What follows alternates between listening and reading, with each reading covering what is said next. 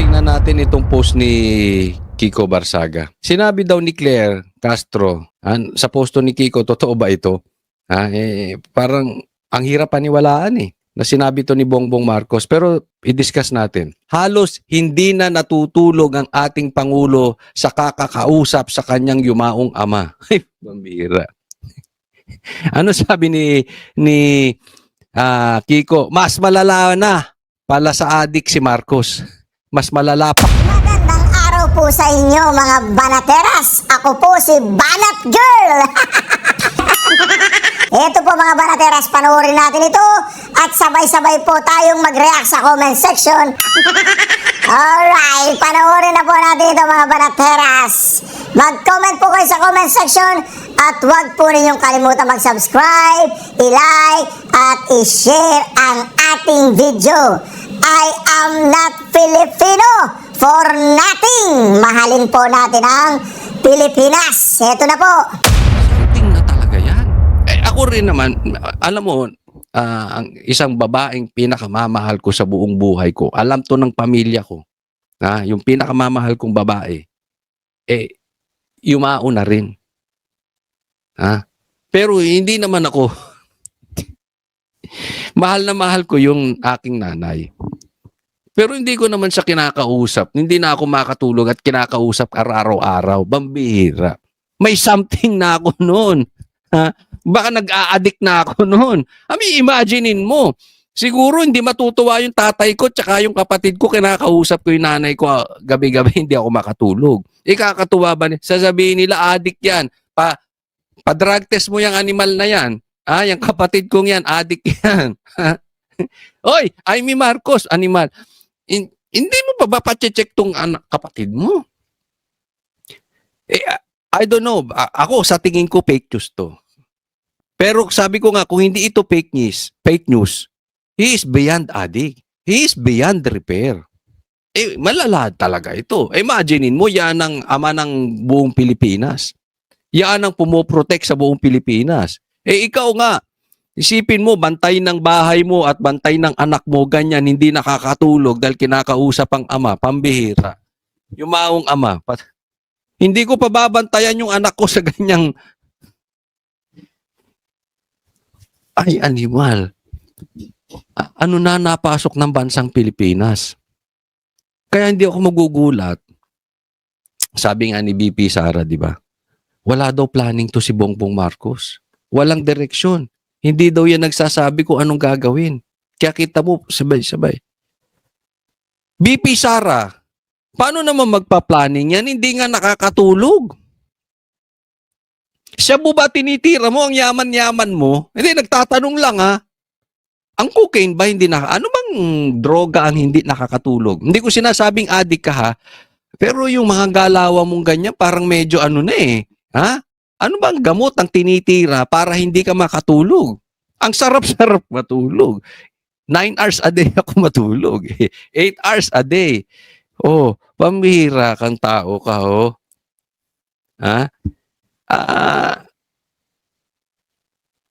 tumutugma Yung sinasabi ni Sara, it shows gagawin mong ombudsman, may kaso. Political yung family. Congressman ng anak. Yung anak, nahulihan pa ng high grade, kush. Di ba? Yung kapatid, gagawin mo pang SILG. Isipin mo magkapatid. Pinsan mo, gagawin mong speaker.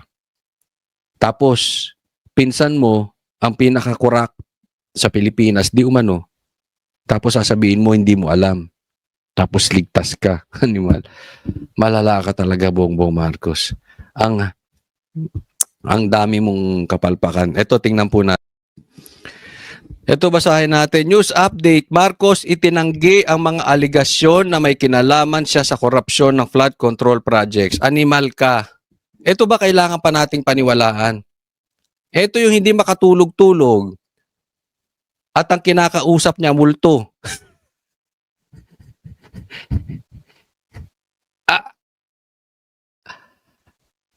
Ang problema natin, ghost projects.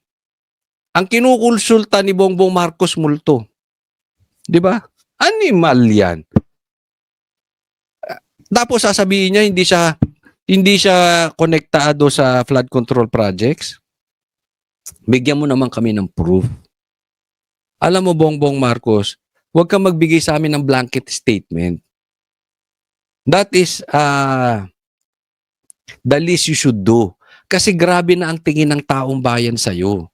Grabe ang corruption mo. Tapos ang sasabihin mo lang is denial. Without explanation, without proof. Tapos yung pinaligid mo, yung ginawa mong ombudsman, ang iniimbestigahan si Bongo.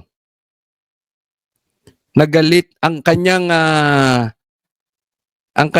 pinakawalan sa kaso ay si Trillanes, nagalit sa Duterte. Na ang pinag-uusapan ngayon ay flood control ghost projects na wala namang connection si BP Sara. Ang nilagay mo na Senate President ayaw sa investigasyon ng flood control projects. Yung tinalaga mo na mag-iimbestiga sa ghost projects, gusto mag-imbestiga, secret nga lang. Tapos gagawing state witness yung di umanong mastermind. Tapos ginawa mo pang PNP chief yung kumidnap kay PRRD. Tapos sinabi mo, hindi mo papapasukin ng EDCA, hindi mo papapasukin ng ICI, walang pumasok na barel sa KOJC. Tapos ngayon itatanggi mo na hindi ka kasama sa flood control projects. And then you expect the Filipino people to believe you. Parang sinabi mo lang, adik ka ba, Bongbong Marcos? Hindi mo sinagot. Sinabi mo nagtitake ng fentanyl si PRRD. Do you want us to believe that? Ikaw ang pumirma ng lahat ng yan? Under your nose. Pinsan mo ang may hawak nun. Kontrolado niya. Yung anak mo nasa Congress. Hindi ka kasali? Wala kang kinalaman? So inutil ka. Inutil ka kung ganun. Pinakamalaking korupsyon, wala kang alam. Ipinagmalaki mo sa SONA. Tapos sinabi mo, andyan lang yung flood control projects. Hindi lang na-overwhelm lang. Tapos yung sumingaw ang baho, wala kang kinalaman. Apaka-inutil mong presidente kung ganun ka. Well, sa bagay, hindi ka nakakatulog eh. At ang kausap mo, tatay mo. Gabi-gabi. Ano pa asahan natin sa tao na ito? Di ba?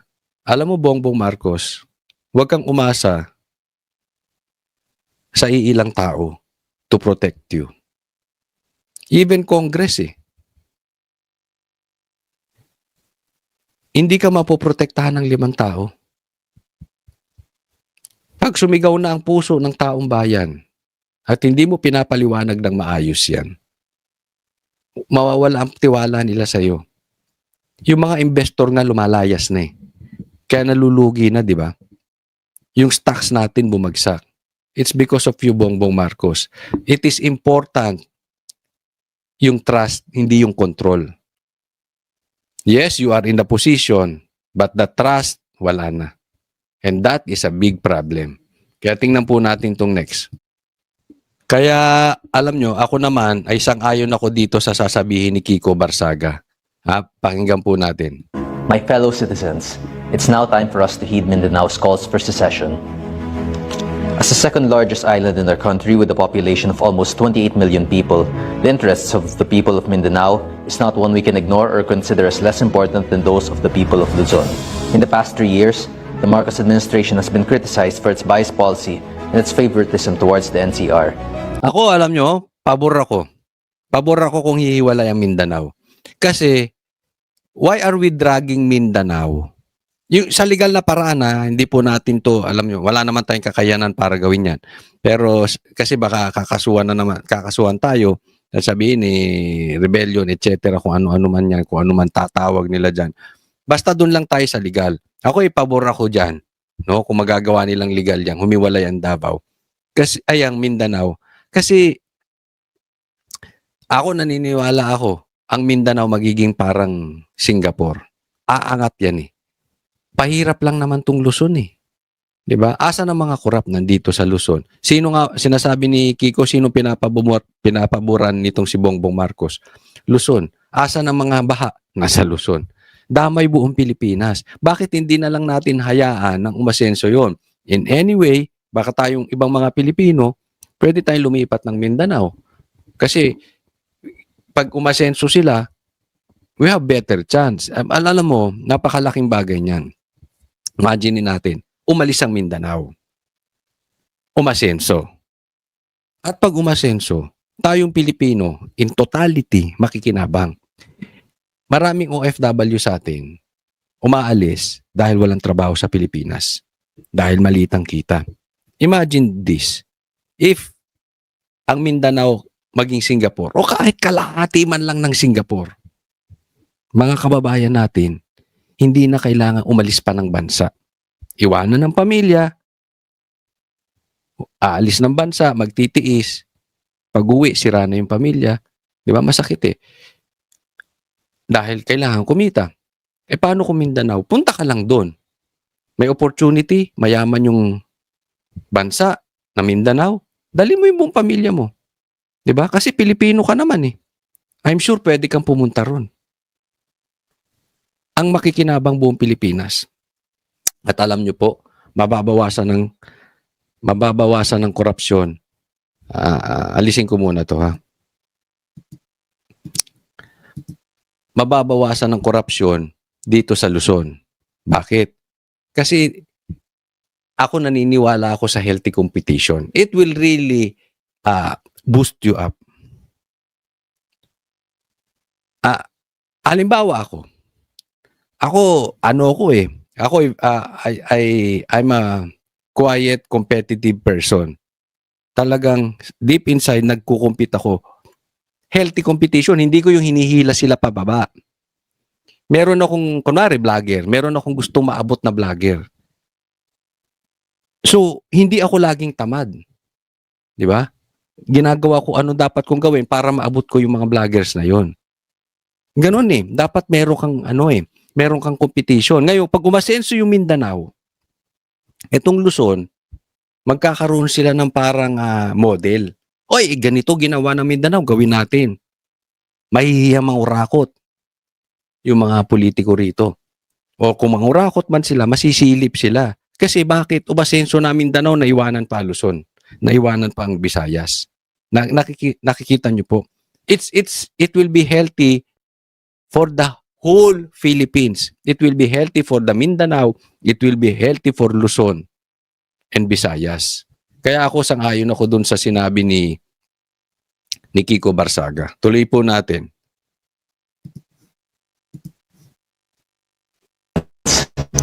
It's now time for us to hear police being traced back to the residents. In the past 3 years, the Marcos administration has been criticized for its biased policy and its favoritism towards the NCR.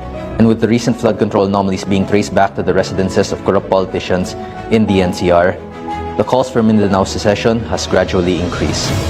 Mindanao is capable of being entirely self-sufficient with their abundant natural resources and competent Yun. Ang importante, self-sufficient. At hindi lang, I think they are beyond self-sufficient. They can thrive. Yayaman pa yung Mindanao na yan. Alam mo, pag-isipan natin yan. Maganda itong sinasabi ni Kiko. At sinabi na rin ni PRRD yan, it will help. It will help. Hindi lang po yung Davao, hindi lang po yung Mindanao makikinabang. Buong Pilipinas po. labor force, they can successfully thrive as an independent nation, which makes the fact that the corrupt national government excessively taxing them for the benefit of Luzon's politicians very upsetting. Yun, totoo yan. Tax ka ng tax sa Mindanao para yung mga politikong magnanakaw sa Luzon, masuplayan mo ng Forbes Park. Masakit, di ba?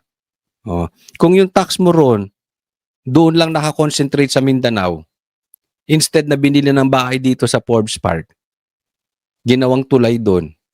Aasenso. Look at Davao. Di ba? sympathize with their anger. As a representative from Cavite, it disgusts me that the government funds for developing provinces like ours are being funneled by Congress into the pockets of corrupt politicians that reside in exclusive subdivisions in the National Capital Region. Kaya nga sinasabi ko, ito hindi talaga seryoso to si Bongbong Marcos eh. Ang laki ng problema natin. Instead na solusyonan tong nakawan ngayon, sino binabanatan niya? Si Cheese. Si Bongo. Si Bato. Bilyar. Di ba? Puro kaalyado ng Duterte. Ang magnanako, nasa alliance niya. Kaya, ito, payo ko lang sa inyong mga kabataan. Huwag kayong rally ng rally. Dahil yan, ang pondo niyan ay galing baka sa ninakaw pa ng bayan. Huwag kayong maniniwala sa mga rally na hindi kayang pangalanan ng mastermind. Turuan po natin yung ating mga anak, mga estudyante. Pag hindi kayang pangalanan yung mastermind nitong ghost projects, kalokohan yung rally na yan. Huwag niyong pasamahin dyan yung mga anak ninyo. Galaw komunista yan. Yung napakadaming flag. Naku, delikado yan. Sigaw ng sigaw. Maki, baka. Huwag na. Naku, duda ka na sa ganyan. Tapos yung mga party list na makakaliwa. Mga recruiter ng mga kabataan. Maawa po kayo sa anak ninyo. Ilayo po ninyo yung mga anak ninyo sa mga recruiter na yan. Malala po dito. So, make sure magrarally lang tayo yung papangalanan. Marcos, resign. Pag sinabing bawal magsigaw ng Marcos, resign dyan. Lintik yung rally na yan, pambakla yan. Layuan nyo yan. Ipokrito yan. Rally yan ng kumakain ng tae ni Bongbong Marcos. That is useless. Like Forbes Park and Dasmariñas Village, the money that could have saved millions of Filipinos being used instead on overpriced houses, watches, cars, and planes. The desire for secession of Mindanao in response to the extreme corruption of the wealthy elites of the NCR who look down upon them as lesser beings is a very Yabang nito. Minaliit ang Mindanao, no? Kaya nga, this is a challenge. Ako, hayaan na lang. Hayaan na ang Mindanao. Para yung mga taong ganito na iniinsulto ang Mindanao, maturuan din ng leksyon. Ako po hindi ako taga Mindanao. Sa Luzon ako pinanganak, sa Luzon ako nakatira. So, hindi ako bias sa Mindanao. Hindi po. Kaya lang, I accept challenge eh. Gusto ko nga umasenso Mindanao. And then let's challenge ourselves. Umasenso. Diba? valid sentiment, and one that I wish to bring to our government. Ang bira to si. Ito nabuang din to si Ben Tulfo. I shall ask both Congress and President Marcos to start considering and discussing a possible change to our natural territory in order to meet the desires of our citizens. Hindi po gagawin yan ni Bongbong Marcos. Hindi rin gagawin ng Congress yan. Mababawasan yung kita. Di ba? Ihiwalay mo. Yung 12% na bat nga, ayaw pang ibaba sa 10%. Ang yabang-yabang pa ni Recto. Isa pa yan si Recto. Ikaw Recto, pahirap ka sa taong bayan. Ang yabang mo pang magsalita. Sasabihin mo wag kang utusan.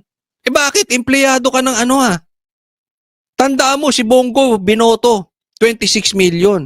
Ikaw empleyado ka. Kung hindi ka lang malakas at kumakain ng tae ng presidente, wala ka dyan. Anong naitutulong mo sa Pilipino? Pahirap ka animal, puro ka tax. Gagawin lang 10%, ang dami mo pang sinabi. I-prioritize lang yung PhilHealth, ang dami mo pang sinabi, animal ka. Di ba? Ang yabang eh. Hindi kasi ang yabang. Anong meron ka? Alisin mo yung malakas ka kay Bongbong. Wala ka dyan. Ang laki ng takot na takot kang mabawasan yung tax. Ang laki ng gago to si Recto. Para kang di nakatira sa Pilipinas. Hindi mo nakikita yung corruption? Kung nakikita mo yung corruption, alam mo may pera Pilipinas. Kabobo mo, Recto. Alam mo may pera eh. Ayusin nyo lang. Mas pinipili mo na pahirapan ng mga Pilipino kaysa ayusin nyo yung korupsyon. Lahat po tayo yung bat na yan. Lahat ng ginawa mo, kada kibot mo, 12% na pupunta. Bili ka kotse, 12%. Kain ka sa labas. Grocery ka. Naku. Bili ka gamot. Tapos yayabangan mo kami, Recto, ng huwag kang utusan. Utusan ka ng Pilipino animal. Kaya nga kayo nandiyan para magserbisyo eh. Anong gusto mo, hari? Next po, tingnan natin to. Ito, tingnan natin ngayon kung saan nakapanig to si Chanco, si Tambi, si Saldi, at saka si Bongbong Marcos. Makikita po natin dito. Tingnan nyo po. You cannot question their integrity. It's beyond question. Hindi dapat questionin ang Independent Commission for Infrastructure o ICI. Ito ang inihayag ni Navotas City Representative Toby Tiangco nang dumating sa tanggapan kanina. Paliwanag ni Congressman Tiangco, hindi basta-basta ang integridad ng mga membrong bumubuo sa komisyon. Number one, yung credibility, no? Yung integridad ng mga bumubuo ng ICI, talagang napakataas ng integridad nila, di ba? Si former Justice Andres Reyes, former Secretary Babe Singson, yung head ng SGV. Ito lang tanong ko. Sige, hindi natin ka-questionin yung credibility ng mga yan. Kasi hindi ko naman sila personally kilala. Di ba? Ang tanong ko lang dito, bakit ayaw nilang i-live yan? Ayaw nilang televise. Ayaw nilang ipakita. Gusto nila mag-imbestiga ng pasikreto. Kasi pupusta ako sa'yo, Chanco. Ito si Chanco, madalas natin itong pinupuri. Ganyan naman tayo eh. Di ba? Pag tama, palakpakan. Pag mali, banatan. Ganyan po, banateros. Pero, bigyan ka namin ng chance. Sabi mo, maganda integrity nito ng mga ito. Yung karakter nitong mga miyembro ng ICI, okay. Pero, wag nating kakalimutan, ang kailangan ng taong bayan ay yung trust maibalik sa gobyerno. Paano babalik ang trust sa gobyerno kung bigla-bigla na lang, sikreto, ang investigasyon tapos sasabihin, magiging state witness si Tambi? Kung sakali man, kung hindi man, paano pag sinabing walang kinalaman ng presidente? Do you think the Filipino people will accept that? Considering secret kayo nag-imbestiga. Kasi kung ako tatanungin, hindi ituturo ng ICI si President Bongbong Marcos. Ako, bilib ako sa'yo, Tambi, kasi, Chanco, dahil talaga binabanatan mo sila, Tambi. But we are observing you. Kasi alam natin, ikaw ay nandoon sa panig nila Bongbong Marcos. Dapat wala nga sacred cows dito. Kung puro si Tambi lang, tapos si Marcos ay malinis, ay naglolokohan tayo. Kalokohan yan. Naiintindihan po natin. Hindi dapat yan. Mali po yan. Hindi dapat ganun. Tapos, sikreto, tapos binibuild up mo yung ICI, medyo questionable yan. Well, bibigyan ka namin ng pagkakataon.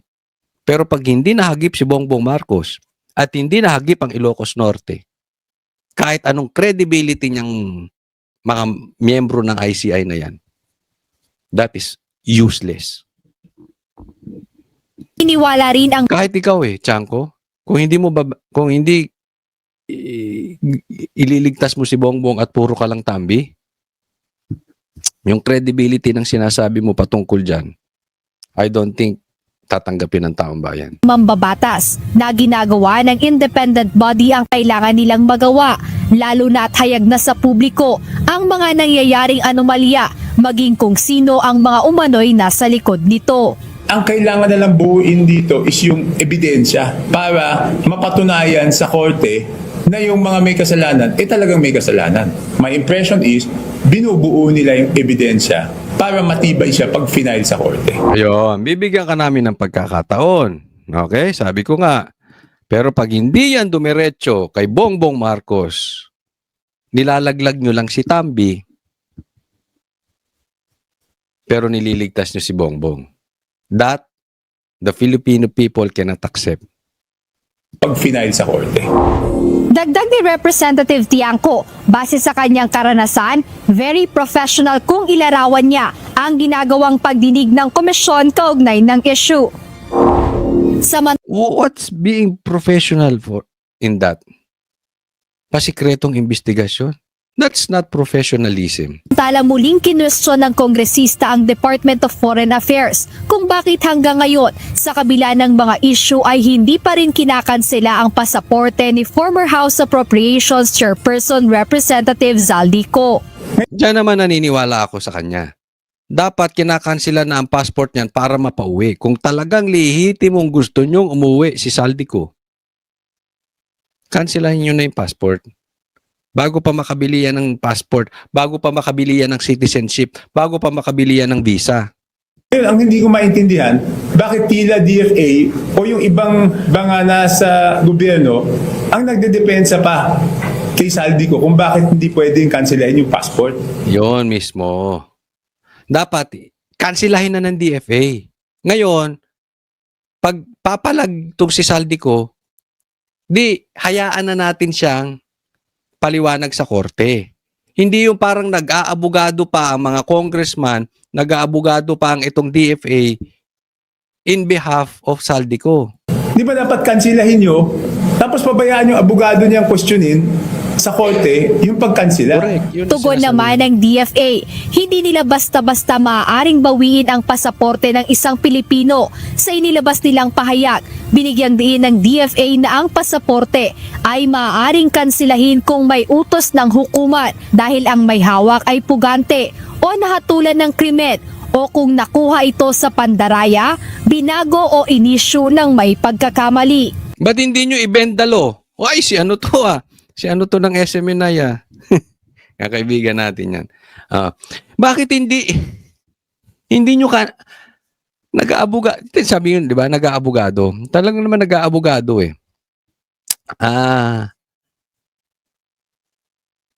ba't hindi nyo i-bend the law? Di ba? Sabi nga ni Boying pwede namang i-bend the law basta don't break the law. You're just bending the law.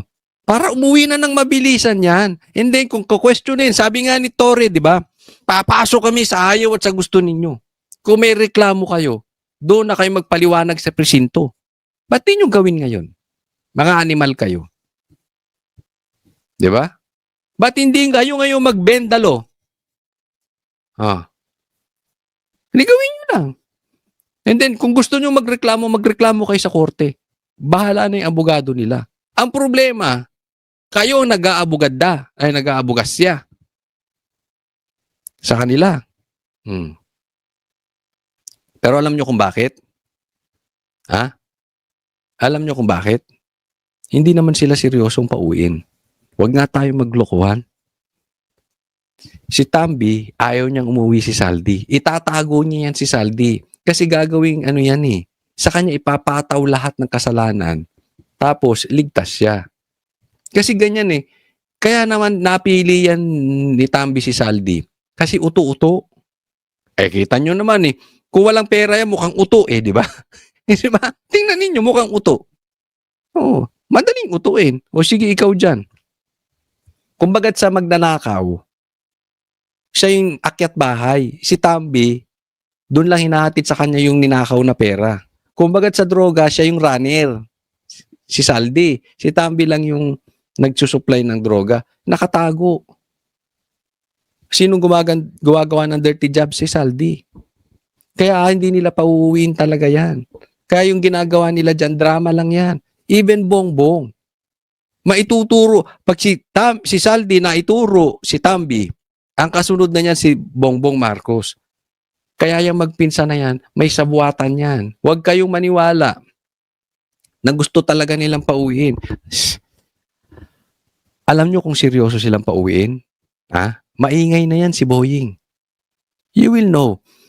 You will know kung ano ang plano ni Bongbong Marcos. Maingay si Boying patungkol sa pag-uwi ni Saldi. Maingay si Claire. Talagang aatakihin ni Claire yan. Kung paano inatake ni Claire si BP Sara, ganyan magiging agresibo yan si Claire kay Saldi para pauwiin. Yung mga key people, even Trillanes, magpupuputak yan doon sa magpapa-interview yan doon sa isang vlogger na hindi ata kaya mag-vlog nang walang interview. Oo, hindi. Baka walang manood sa kanya pag walang interview. Magpupuputak. Diba? Pansinin mo yung mga yan. Hindi nila inaatake na pauwiin si Saldi. You know why? Ayaw ni Bongbong Marcos. Yan lang. Ganun kasimple yan. And even Congress, sa tingin nyo gusto ng Congress pauwiin si Saldi? Hindi rin. Anong patunay mo, Coach? Ito, tingnan po ninyo. Ito si Attorney Ridon. Ito ang nag-aabugas siya kay Saldi. Passport ni Saldi ko, hindi pwedeng basta-basta na lamang kansilahin ayon kay Representative Ridon. Di ba? Alam mo naman ang karakas, di ba? Sadya sa Congress, ayaw din nilang pauwiin si Saldi. Makikita mo naman yung mga mahilig pumutak eh. Kung ano ang tono nila, yun ang posisyon ni Tambi. Sino mahilig pumutak kay Bongbong? Trillanes, Boying, Claire. Pinuputakan ba si Saldi? Hindi. Ayaw ni Bongbong din umuwi yan si Saldi. Dahil malilintikan sila, dalawa ni Boying. Yan po ang style nila. Ito po, fake news.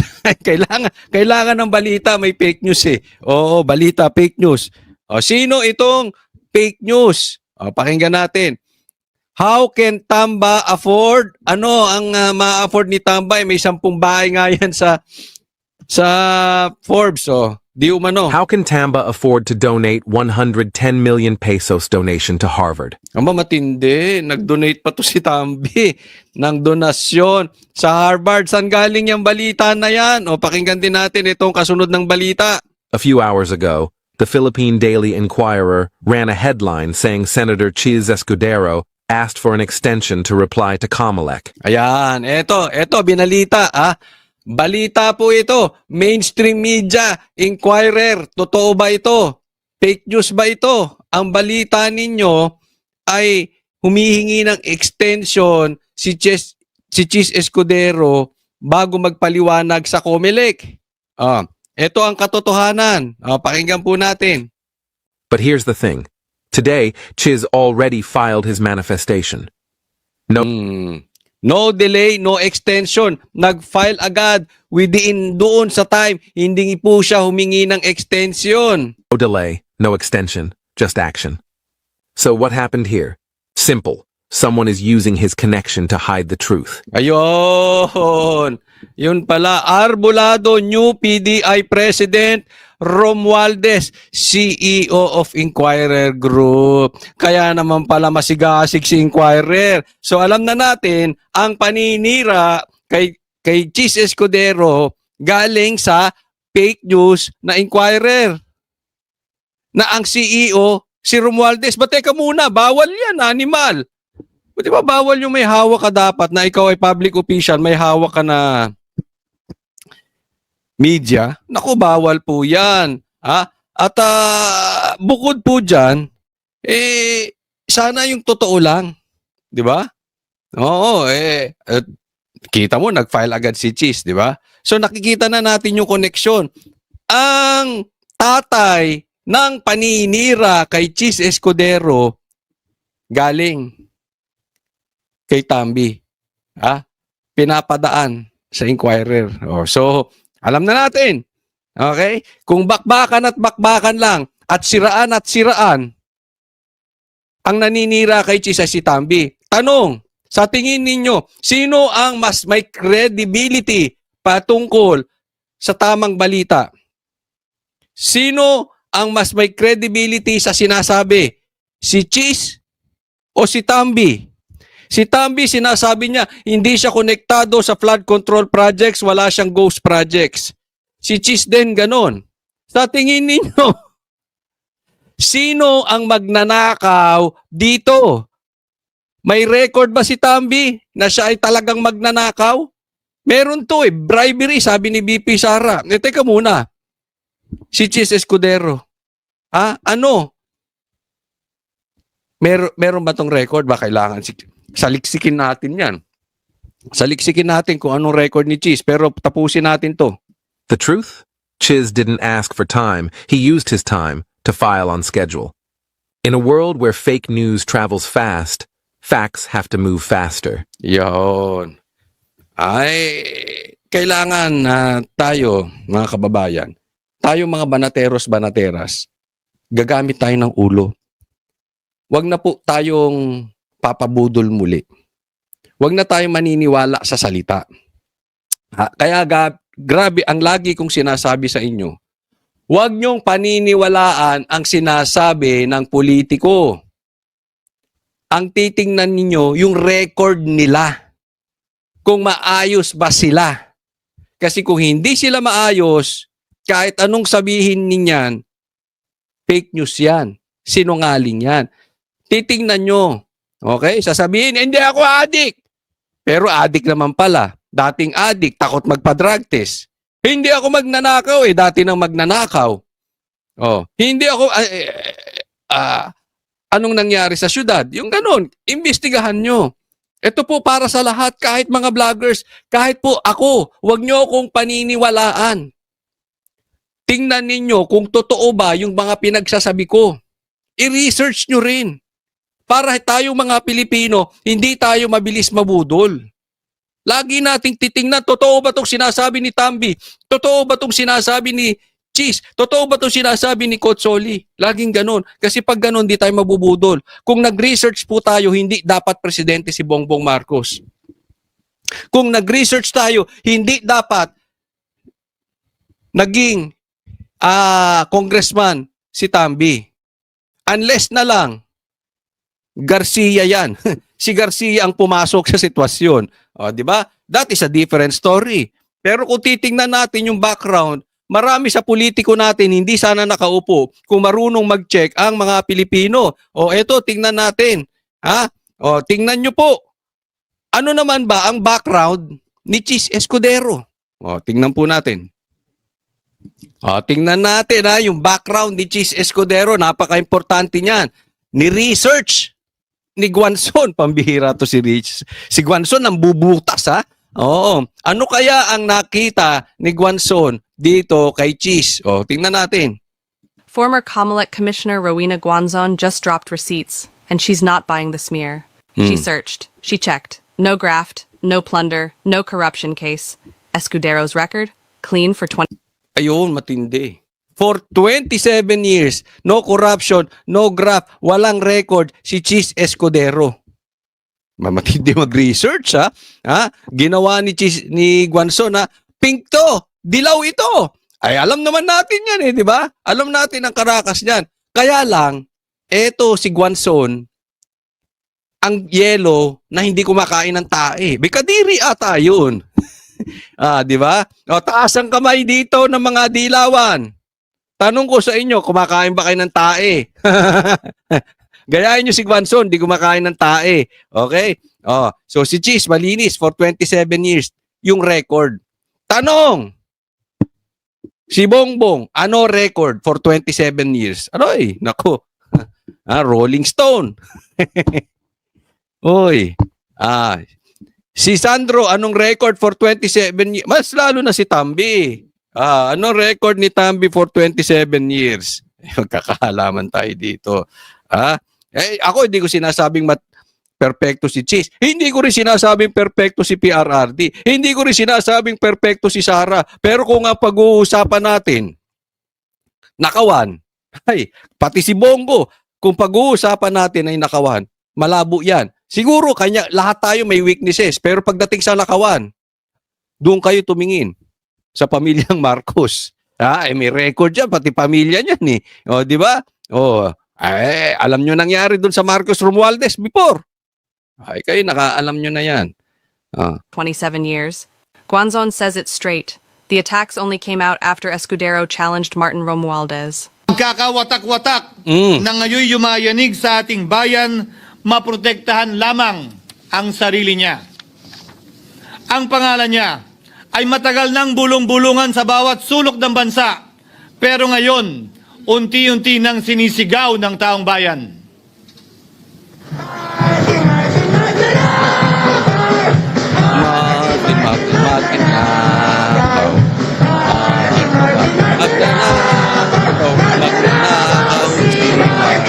They're dragging Hart into Pati si Hart, dinamay.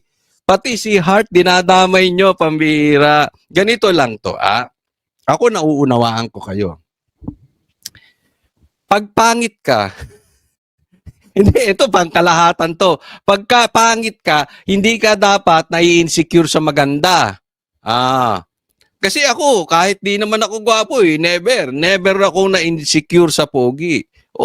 Ano pa nga yan ibig sabihin maganda ang hulma ng Diyos dyan, no? Maganda. So, wag niyong problemahin. Ang problema, may naiinggit kay Hart. Personal attack. Alam niyo kung bakit? Alam ko kung sino yung mahilig po personal attack. Kaming Banateros, 3 pa lang kami noon. Si Banat Bay, ako, si Boss Dada. Pinersonal attack kami. Galing sa gobyerno. Kumuha ng vlogger. Inatake kami.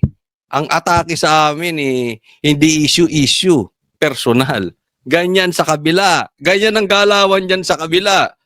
Akala mo naman yung anak nila hindi nahulihan ng droga. Nako, pambihira. Oy, nako.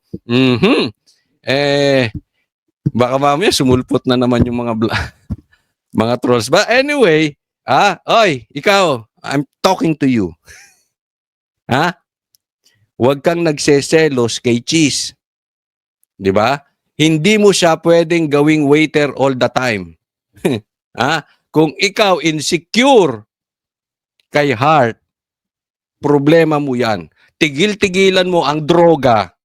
Okay? Kasi sabi nila, dati daw wala po tayong pinapatukuyan. Dati heart trap ka daw. Ngayon, lulong ka daw sa droga. Kaya ganyan ang itsura mo. Wala talaga. Sabi nga ni Torre, naku pa, bihira si Torre, tinanggal. Dahil may binanggit. Ang adik pumapangit. Nakakita na ba daw kayo ng adik na ano? Talagang nakakapangit yung kahit heart trap ka, papangit ka. At kahit heart trap ka, pag ang nakatapat mo, si Hart, magmumukha ka talagang pangit. Tanggapin mo yun. Biyaya ng Diyos yung kay Hart, wala sa'yo. So relax ka lang, wag mong idamay yung personal. Doon ka lang sa issue. Si Hart lang, kung si Hart lang ang topic ninyo, si Cheese, kung si Cheese lang ang topic nyo, dinadamay nyo pa si Hart, mga animal kayo. Tigil-tigilan nyo yung pagdadrugs ninyo. to it too. Guanzon claps back. Mayaman na si Hart nung pinanganak pa lang. This isn't about her. It's political damage control. Ayun. Kasi, yan ang sinasabi. Maraming nagsasabi sa akin na, ako kasi wala akong alam sa artista. Wala akong kaalam-alam sa artista. Alam ko lang pag maganda. I mean, marunong ako tumingin kung maganda. But anyway, maraming nagsasabi sa akin, tinatanong ko doon sa may mga alam sa artista. Ang sabi nila, mayaman yan si Hart. Dati pa yan. Bago pa niya nakilala si Cheese, mayaman na yan. Sa katunayan, mas mayaman pa yan kay Cheese. Iba, paswerte mo naman, Hart. Cheese. Ang ganda na nung asawa mo, mayaman pa. Kaya hindi kailangan maurakot. Minsan kasi, alam nyo, ito, kwentuhan lang ha, real talk po tayo, pero totoo to. Minsan kasi, yung lalaki, nagiging swapang lang sa pera dahil pag ang babae, mukhang pera. Oh, di ba? Susulsulan. Hoy, ikaw ang dapat pinakamalaking kurakot dyan. Papatalo ka dyan sa buhaya na yan. Oh, ilaglag mo. Hindi diniliver yung basura ng maayos. Yan ganyan. Pag nabubulungan ka ng asawa, asawa na swapang sa pera, delikado. Oo. Kaya kayo, may mga asawang hindi mukhang pera, pasalamat kayo sa Panginoon. Dahil pag ikaw nagkaroon ng asawang adik na mukha pang pera, tapos ka dyan. Tapos ka. Kunwari, gusto mong ibangon ang iyong pangalan, pero ang asawa mo adik. Tsaka ano? Example lang to, wala tayong pinapatukuyan ha. Ang asawa mo adik, tsaka mukhang pera. Ay, mahihirapan ka ibangon ang pangalan mo. Kasi ba't hihingan ka ng hihingan ng para niyan eh. O bibigyan ka pa niyan. Tara, honey, nood tayo concert. Nako, delikado. O, pagkatas ng concert, ano na? Ano na? Palitan na kayo. Di ba? Nako. Alam na ako, delikado. Oo, sige ba? Dinadamay nyo si Heart. Ito lang, sana mga kababayan. Issue lang tayo. Ha? Sa issue lang tayo. Huwag natin idaba yung personal. Pati asawa, hindi naman politika eh. Hindi naman political figure si Heart eh, di ba? Pero, ito, sadyang mayaman. Hindi katulad nung iba. Mayaman lang yung apelyido. Pero kulelat naman sa pamilya. Nakakita na kayo ng ganon? Di ba? Ate, halimbawa lang to ha. Halimbawa lang to, wala tayong ano. Yung Reyes na apelyido. Kunwari, mayayaman ng Reyes. Pero hindi lahat, may kulelat dyan. So, hindi po, ibahin nyo si Heart. Hindi lihitin mong ano yan, ha? Oo, hindi katulad nung iba, nadamay lang, nagbukang mayaman yung apelyido kasi mayaman. Dati, yung kinaninuan nila, kurakot or something, di ba? About her, it's political damage control. Guanzon's message is clear. Escudero's clean. Romualdez is camp, panicking. And the timing? Too convenient. Ayan. Eksakto yung sinabing, the timing, too convenient. Isipin mo, for 27 years, walang record si Cheese. Nananalo nga ito ng no drama, etc. Malinis po. Hindi po yan katulad nung iba na talagang maraming bahid. Si Cheese malinis 27 years. Biglang nagkaroon ngayon. Sinilipan ngayon. Diba? Ang pagsilip pa sa kanya sa isang kontraktor. Ay bakit si Marcos? Apakadaming yung Diskaya, ang daming nasarang kontrata dyan sa Ilocos Norte. Doon mismo sa lugar niya.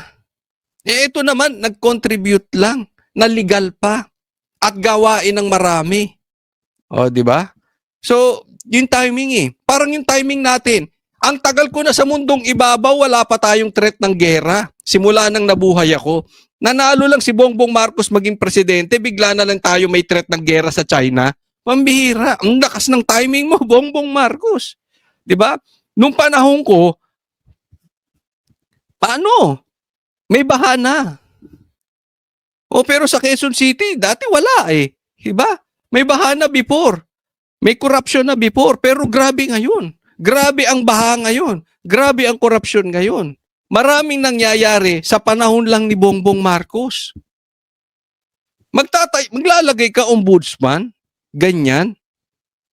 'Di ba? May kaso ang anak, may kaso pa siya. Pambira, ano ba 'yun? Sino na ang presidente ang nagitnap ng presidente? Bongbong lang. 'Di ba? Kaya yung mga timing nila ngayon, talagang pang-atake. Hindi lang 'to ha. Hindi lang po si Cheese. Ito, tingnan nyo pa. Ito, ipapakita ko sa inyo yung timing. Talagang medyo, alam natin, tama si Guanzon eh. Nagpapanik na po sila. Kaya nga naman, tingnan nyo po itong post ni Pulong. Sabi niya, Statement of Representative Paulo Duterte on the dismissal of cases against Antonio Trillanes by the Department of Justice. Anak ng teteng, nagkampihan pa yung dalawa. 'Di ba? Dinismiss yung mga kaso ni Trillanes ng alin? Ng DOJ. So this is what justice looks like now. Sabi ni Pulong, after 7 years and almost a full-blown trial, the DOJ suddenly did a 180 reversal in its earlier resolution indicting Antonio Trillanes for libel, signed by no less than the DOJ Secretary and now Ombudsman Boying. Nako, pambihira. Sa madaling salita, niligtas sa pagkakabilanggo ni Boying si Trillanes. 7 years na trial, ni-reverse. Bago umalis ng DOJ para maging ombudsman, binaligtad. Di ba? So nakikita na natin, nakikita nyo yung picture. Si Tambi, inaatake si Chis Escudero. Eto naman si Boying, inaatake ngayon. Una, inatake si PRRD. Ngayon, inaatake si Bongo. Tapos, niligtas si Trillanes. Pagko-connect natin yan. It seems the DOJ has finally found its true calling, not as the defender of the law, but as the protector of the political ally of the administration. Dismiss the case against Trillanes. Of course, that's the new justice system of the Philippines, one where friendship and political accommodation trump accountability. Kaya ito si DOJ, DOJ si Boying, hindi talaga para depensahan, yung sinasabi niya, depensahan ng batas. Kung hindi, protektahan yung kanyang amo. Bakit binabanatan si Bongo? Di ba? Sinong gustong bumagsak si Bongo? Si Tambi at saka si Bongbong Marcos. Na-explain ko na yan doon sa vlog ko kahapon. Dahil importante na maghawak nila Bongbong ang pagiging Vice President sa susunod na eleksyon. O tuloy tayo. Mga judge at justices, pwede na kayong mag-resign. Kayang-kaya na ng DOJ at ng Ombudsman ng buong batas ng Pilipinas. Kaya kayo rin, mga nasa law school. Wag na kayong mag-aral ng law. Ganito na lang. Aralin niyo na lang ang batas. Tapos, antayin nyo na lang lumakas kayo sa presidente. Tapos, kainin nyo yung tae ng presidente. Nang sa ganun, malakas ka. Oo, wala nang batas-batas. Wala na talaga. Ngayon, palakasan na lang. Hindi ba? Kasi alam naman natin kung paano dikdikin ni Trillanes si PRRD, di ba? Alam natin kung paano dikdikin ni Trillanes si Bongo. Anong kabayaran? Ayan, ligtas ka. Sige, dikdikin mo pa yan si PRRD. Si PRRD napadala na sa ICC. Sige, ngayon naman, puntiryahin mo si Bongo. Ang balita ko, isusunod si Bato. Diba? Bakbakan mo yan. Kami bahala sa kaso mo, Trillanes. Ligtas ka. Ako. Ombudsman. DOJ. Hawak natin. Basta kahul ka lang ng kahul. Aw ka lang, Gayahin mo si Tito Soto, tuta. Basta tuta ka lang. Ayos ka na. This is not justice, this is reward. A reward for loyalty to the right people, for serving the right. Hindi po loyalty yan, Pulong, mali ka dyan. Kain-tae yan. Huwag na natin pagandahin. If this is the standard of integrity that the Ombudsman and DOJ wants to uphold, then perhaps lawyers should all go back to school because clearly these people in the administration are rewriting the law to favor their friends. Our justice system deserves better than the Ombudsman and the DOJ who play politics instead of protecting the truth. Ato, challenge ko sa inyo. Kung kayo ay may tatay, kapatid, kamag-anak, kapitbahay, na abogado, tanungin niyo po sila.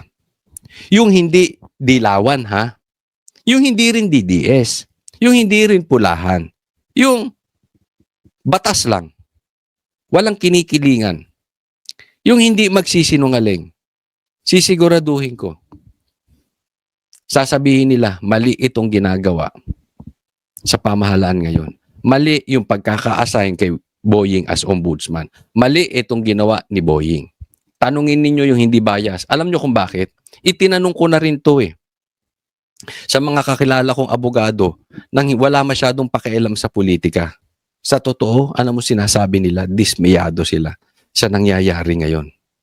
Dahil parang naisisantabi na talaga yung batas. Hindi na usapan to ng batas. Ito'y usapan ng proteksyon. So, kikita nyo na yung connection. Tingnan po natin itong next. Ito, pag-usapan natin itong interview kay Bongo, ha? Siya po yung nag-issue ng 2018, 2021, 2024. Kung tutuusin, yung mga proyektong yan na nakuha nila, hindi po yan dahil sa aking impluensya. Negosyante po sila at tandaan po natin yung mga taon na kinumpute niya, sinama niya dyan. 2006 yata, 2007 hanggang 10 taon.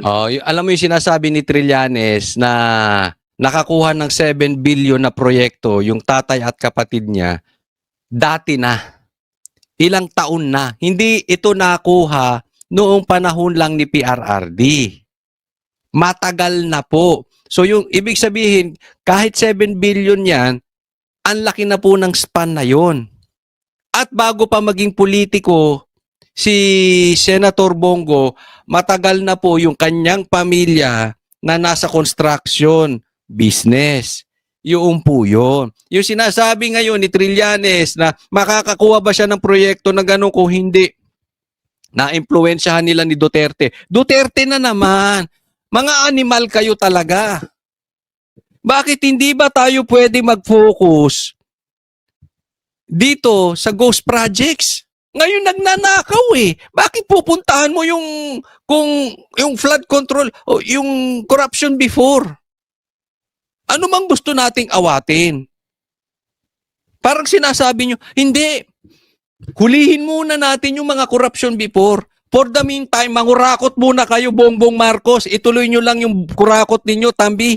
Ituloy nyo lang. Total, andyan si Boying. Oo, niligtas nga ako niyan eh. Wala na akong kaso. Kaya ito, yung mortal na kaaway ni Bongbong Marcos at saka ni Tambi, atakihin ko. Diba? Kaya nga, sino umatake kay Pastor Kibuloy? Sa SMNI, kay Bato, kay Bongo, kay PRRD. Di ba? Si Trillanes ano ba yan? Ano bang relevance si Trillanes sa Pilipinas? Ano bang naitulong niya nung naging senador? Di ba? Nakikita. Obvious this government has no intention to solve the problem, the ghost projects problem. Wala sila. Iba to lang sa mga Duterte. Alam mo, ginagawa nilang hero? Si Tambi. Dapat, yan ang pinag-iimbestigahan gagawing state witness. Si John Vic nagsoli pa ng pera. Bakit hindi mo silipin yung mga dati? 3 taon ginagawa ni Bongbong yan. May mga insertions hinayaan lang niya. Ngayon nagsoli ka lang ng 500 million, di umano hero ka na. Alam mo ang totoong hero ngayon? Sila yung ginigipit. Si Boying, hero pa ang dating. Susugpuin, naniniwala kayo? Naniniwala kayo sa mga kademonyohan na itong mga lintik na ito? Susugpuin pa raw ang pambihira, ang laki ng problema sa Ilocos Norte. Yung baha doon, hindi sila nag-focus. Doon sa napakagandang Davao.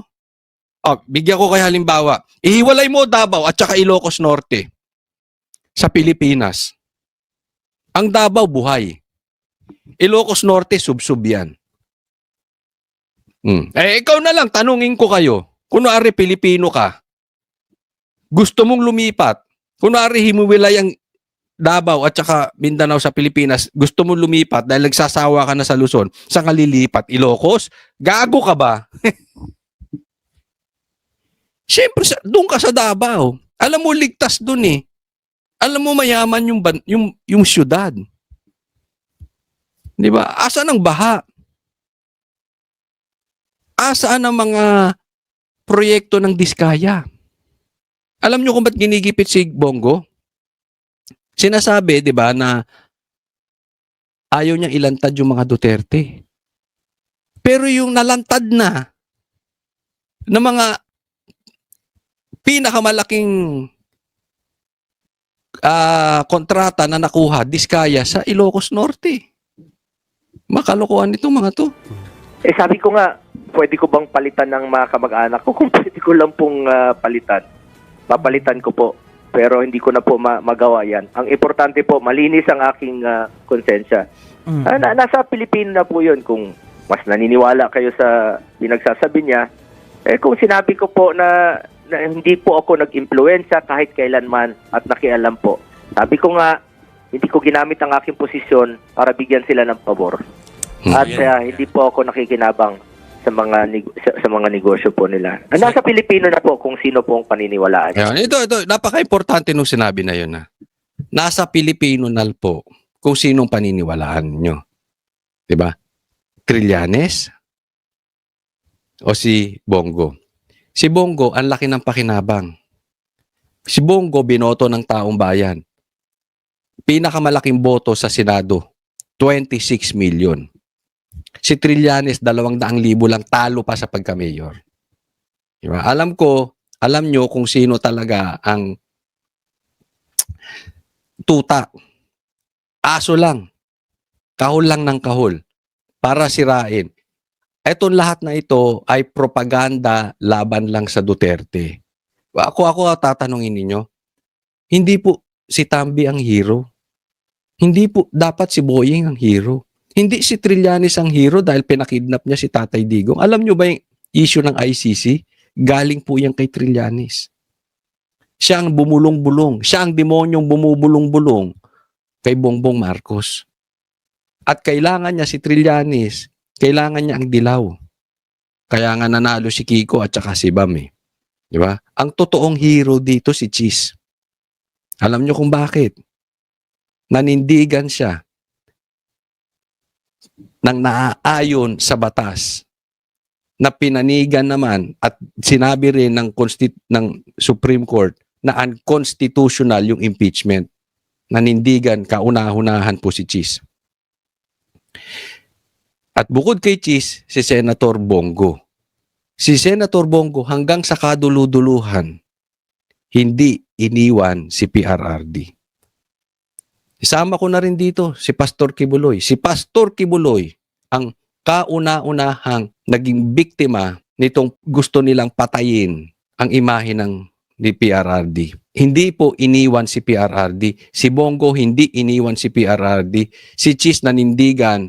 Hindi siya maka-Duterte pero nanindigan siya para kay Sara dahil sa katotohanan. Si Boyeng, si John Vic, si Tambi, ano ang pakinabang nila sa bansang Pilipinas? Diba? Hanggang ngayon, pinahihirapan si Pastor Kibuloy, si Bongo binabanatan, si Cheese binabanatan dahil sa paninindigan sa tama, wala sa politika.